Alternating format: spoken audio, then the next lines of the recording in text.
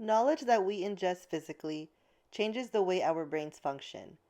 In describing the history of our understanding of neuroplasticity, Nicholas Carr writes, the brain's plasticity is not limited to the somatosensory cortex, the area that governs our sense of touch.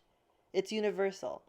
Virtually all our neutral circuits, whether they're involved in feeling, seeing, hearing, moving, thinking, learning, perceiving, or remembering, are subject to change. This is good news on several fronts. It means that we can literally hardwire our brains to accept other ways of thinking, including a way of thinking creatively. There is nothing that cannot be learned. This discovery came at the perfect time in our history. Today, it's more important than ever because the analytical side of our brains has been on overload for far too long. It has been besotted with the love of quantification, multitasking, technology, data, and more. We are so heavily skewed toward the analytical that the creative part of the brain has been left to wither away like a plant that is not watered. We are not operating in the most optimal way possible, but with this new science, there is hope. The creator mindset represents a correction in the way the brain has been functioning. Like a real estate market that is out of whack and must recalibrate to current trends, our heavily skewed way of thinking is in dire need of correcting to be able to deal with our realities in the 21st century. But to be clear, I am not suggesting that you throw away all that has worked for you thus far and gotten you to where you are today. Analytical skills are important. However, in isolation, they are damaging. Without uniting the analytical and the creative, we are operating on a half tank of gas. We are never really using our full potential, always wondering why we are not happy, wondering why we aren't there yet. But as we begin to unite the analytical and the creative, we learn how to be a more effective leader, how to improve our bottom line, how to get ahead to that next promotion. We begin to create an environment that is ripe for opportunity, growth, and expansion in our market. On top of all that, it just might make you a better person. As we wrap up this chapter, let's return to where Richard and I left off. We had no customers, but we had determination as we sat on the curb figuring out our next step.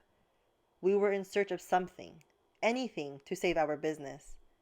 In that moment, it occurred to me that we had to get creative in order to survive. Ultimately, I decided to package our fledgling business as a customer service operation. Sure, we would wash your car, but we would also throw away all the junk on your lawn or porch. We would empty out the trash from your house and put out the cans on the curb. We would clean out and organize your car's trunk. We would top off your windshield wiper fluid with soapy water. We would do extra things that are not necessarily related to car washing. And with that, we found a sales pitch rhythm when going door to door. We would sing little rhymes like, "Junk in your trunk? Not anymore. Nir and Richard will wash your car for sure," when folks opened the door. Sure, now it's embarrassing, but at the time it worked. We discovered that neighbors would purchase a car wash from us for different reasons. Some wanted to help out two kids. Some had a dirty car.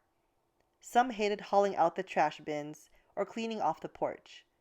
But ultimately, folks were willing to pay a fair price of $5 a pop for services, some of which included washing a car.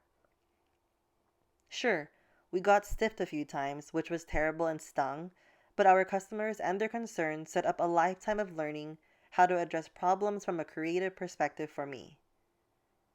I know what you're thinking. This creative stuff is neat, but how can it help me in my business?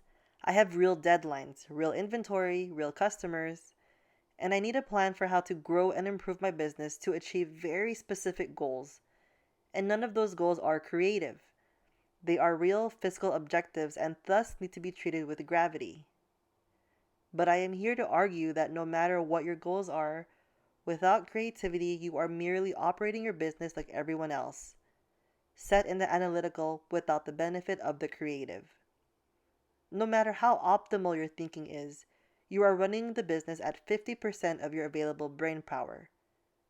Think about that for a minute. You are running your business at best on only half of your potential. Would you accept an invoice paid for 50% of the full amount? Or a vendor delivering 50% of the job? Or half your paycheck? Of course not. I know you wouldn't, and neither would I. But that's exactly what you are doing today and every day as you neglect 50% of your brain. Now is the time to activate it, so let's get moving.